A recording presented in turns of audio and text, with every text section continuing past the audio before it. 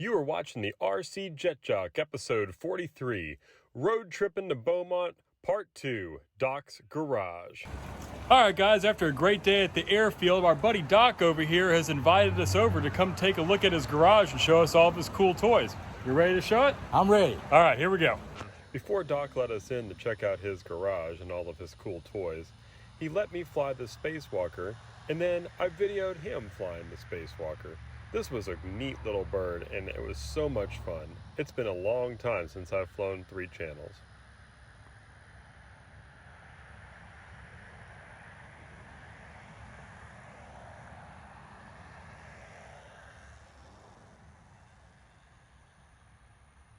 That's my left turn I'm okay with.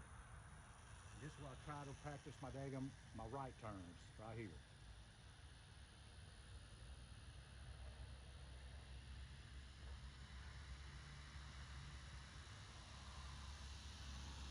For everybody just joining us here, my buddy over here has the same problems as I do. We only can turn left comfortably. So a right turn is a maneuver for us, right? Right. It's good to practice. That's like us doing aerobatics, right? Right.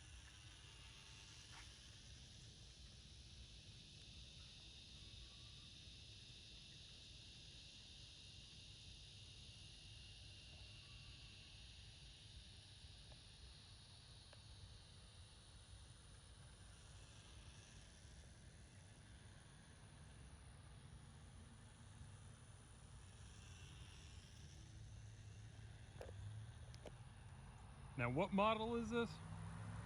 That is a little Beaumont spacewalker. An old E-Flight? I don't know who it's made by, but I know I like it. Now, you said there was no stabilization in this No. one, right? So what I'm gonna try to do now is Ooh! at least it's in one piece.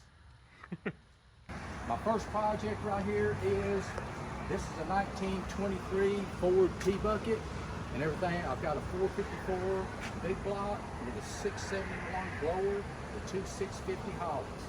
And she's running around 750 horsepower with a 1,900 pound chassis.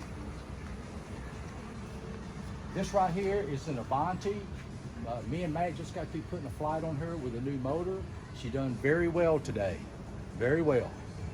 And then over here is going to be, I think it's a Boeing 380. Is that right? It's a Airbus A320. Okay. Anyway, that's the one that I crashed earlier this year at the marsh out there at the flying field. You had to fight the T-Rexes for it, I had right? to fight the T-Rexes to get her back. But she's all one piece, but I had to put her back together. It broke the nose off and everything. And the only reason I found her was in the marsh, which is like 10 foot high in the marsh. I had to run the ducted fans up to find her in the marsh and everything. And I had to walk around alligators, snakes, and everything to find her in daggum high water. But I got her back. She's sitting right there. And then that right there is going to be a 310 Cessna. You can probably get a better shot over here, Matt. That's going to be a Dynam 310 Cessna. And I've had her probably about maybe 5 years. And she's an excellent flyer, by the way. Now tell us about the mods that you made on this airplane. The mods is, if you notice at the landing gear and everything, the landing gear came off, which is just a stick landing gear back in those days. And I've changed up, which is the landing gear off the Avanti. And I got on the lathe and cut her down and everything and cut the wheels down and put her on the plane to make it more realistic. And also I put lighting system in the airplane too. It looks beautiful. Also I added flaps to her too. Yeah. She's a beautiful flying plane, very fine plane. And then after that right there, I've got this one here. And then I've also got the So what is this right next to it? okay, this right here is going to be the T1 by King Tech and everything, and that plane right there was made out of Germany. No, out of China and everything, which is that is a composite built airplane right there. And that's all jet turbine operated. But I don't have the jet turbine in her right now. One day I will fly her. And then I also have the top flight 310 Cessna. Everything, she's all prepped up and she's ready for maiden flight on her. Now I notice you have 2 of them, huh? I got 2 of them, yes. One is a backup, but I think she's an awesome flying plane. Here, this is the Dolphin and everything, which is a jet turbine plane too, which is a beginner and everything. And I haven't done anything with it, but it's an R. I just need to put the turbine and the receiver in her. She's ready to go. So what do we have up here at the top? Okay, at the top is going to be a V25 by Banana Hobbies and everything. And I'm not ready for maiden yet, but she's getting very close. So what mods have you made to that plane? That right there, I modified the engines and the props, and also the ESCs, and also aileron and elevator servos in her. So just as a reference, guys, we'll go over here and look at the one that he has kept stock, and you can kind of compare at least the props and the prop nut to the version that he had upgraded. And by the way, that particular plane there was the same color as this one, and I painted her to make it look like that one. It looks great, bud. Well, thank y'all. Anyway, that's the same color and everything that one was at one time. There it is. All right, and then what we got right here? Okay, this right here is going to be a Tiger Cat by FMS and everything. And what I've done is I crashed my first one. I took the motors, the ESCs, the servos, and I put it into the B25, the Banana Hobby product. And then what we got here at the bottom? Okay, this right here is going to be a Falcon 120, which in the early days that was a prop plane and everything, but now I've got a 80 size turbine on her, and she's ready for a maiden flight ready too. I just hadn't had time to do anything.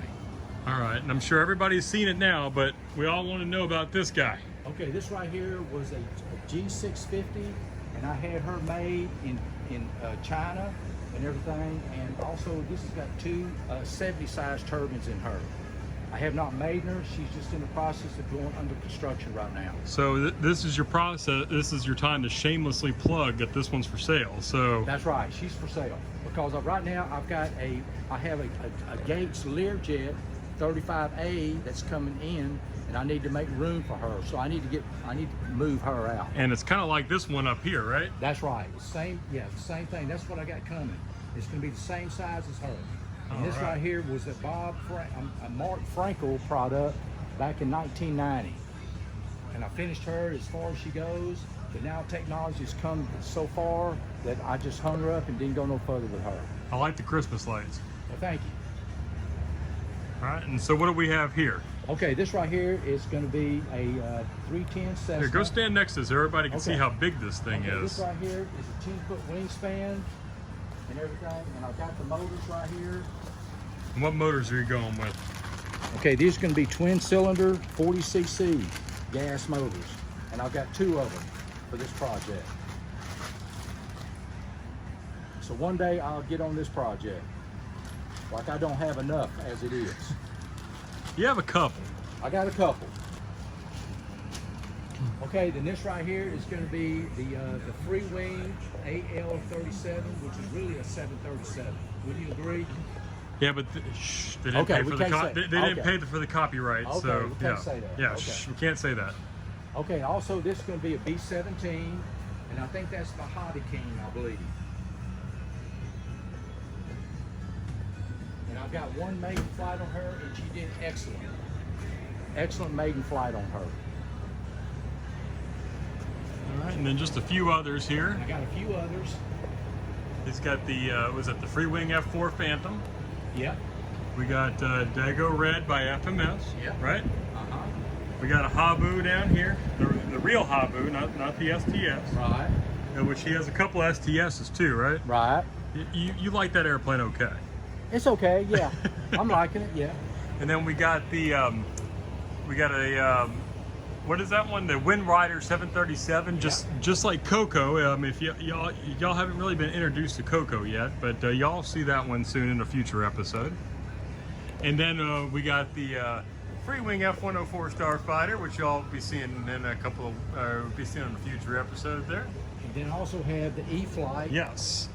Now tell us what you did to this one, because this one had brushed motors to begin with, Yes, didn't it it? had brush motors and everything, and I converted everything over. And I took the motors out of the citation up here and everything. Well, we can't call it that either.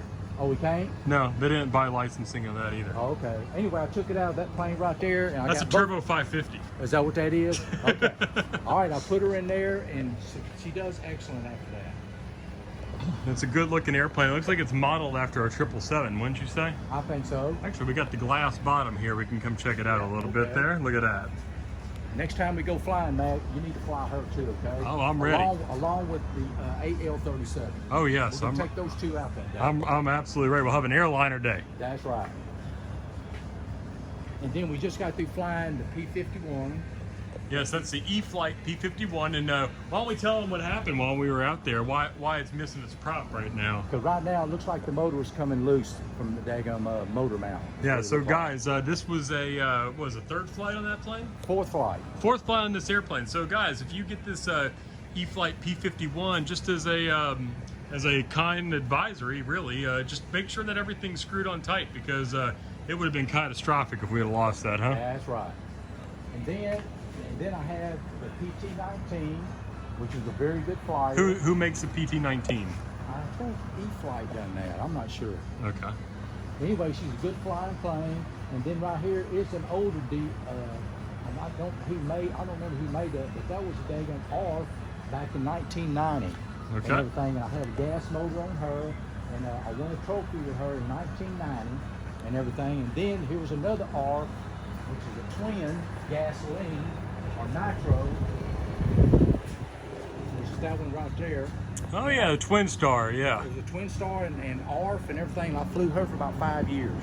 That was very popular when I was learning. Very Yeah. popular, and I flew her till the motors locked up. And then I just retired her. Is what Hey, I I've did. seen people convert them to electric, and they look pretty cool. I bet they're a good flyer. And by the way, I got a lot of experience with one engine out with that switch situation, because the motor was going bad and it would lock up on me in flight. So I was able to make one engine flights successfully without tearing the plane up. So I thought that was an accomplishment right And I there. think one that we're leaving out for sure is this beauty down Okay, here. that right there is going to be a Baron 58. And it's made by the same people who made my King Air 200 that y'all be seeing on a future episode real soon. And it looks to be the same quality, just absolutely gorgeous, full of details. It's a really amazing plane. I can't wait to see that one too. Beautiful plane by Aerodyne. Yes, RC Aerodyne. They do a Yes. really good job. And everything. And then I have a couple of Mustangs also, which is this one right here and everything, which is a good flying P-51. Now this is the one that you put the sound card in, right? And I wish I had, because I done pulled all the receiver and everything, and I would crank it up for y'all, but I can't do it now. And then I have a small one right here and everything. I retired her also, which is really the same thing. It's this same size Bodega Red up here. Yeah. And that was a good flying plane also. And this right here was a P-51 in the early days. And that right there caught on fire in flight over the Gulf of Mexico, and I crashed her in the Gulf of Mexico. Were you flying at the beach? At the beach. And she caught on fire and she flew into the water. Terrific crash. Well, she's got some impressive spider webs too. Yeah. I cut the nose off, and that's where she's at. And then I have the Sea Wind, which is a very beautiful amphibious plane right there. Very beautiful. And we'll see parts of a Sea Wind being used on a future Stoll plane in a future episode as well. All right. And then also have a Pitts, which is this one right down Who here. made this one? I think E-Flight made her. Which is a very pretty little plane. Good little flyer. Now, you said that the UMX actually flies better than that one, right? This was the little UMX over there. That's a good little flyer over there.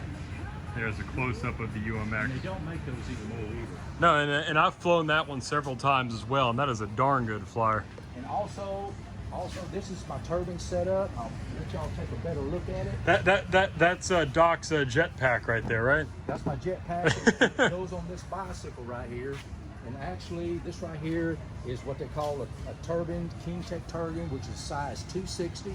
and everything, and she idles around 94,000 RPMs, and she turns up to 240,000 RPMs. Now you want to tell them about the time that you took that for a spin in the neighborhood? The first time I took this at an industrial park and everything, which is another bike. It wasn't nothing like this, but it was a daggum Walmart thin bike, English racer and everything. And I got up to around maybe 47, 50 mile an hour, and I felt a high speed shake and everything. And the first thing to come to mind was the space shuttle cracking up.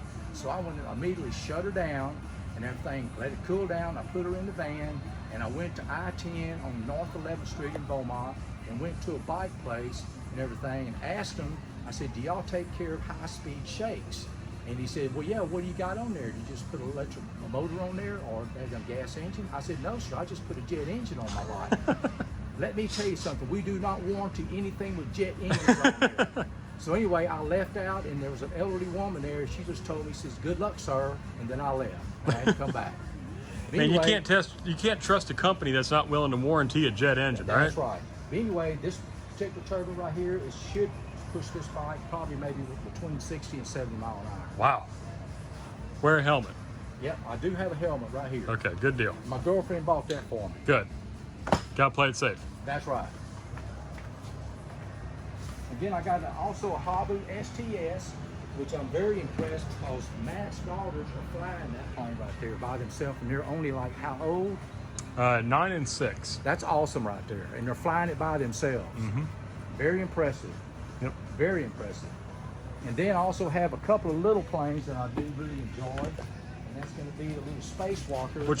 Which we saw in the intro to this segment. Right, and I fly that in my yard, and I also have the one that was introduced to me by Matt, which is the Aero Commander, and then this right here is going to be the Citation and everything, which is a very scale plane.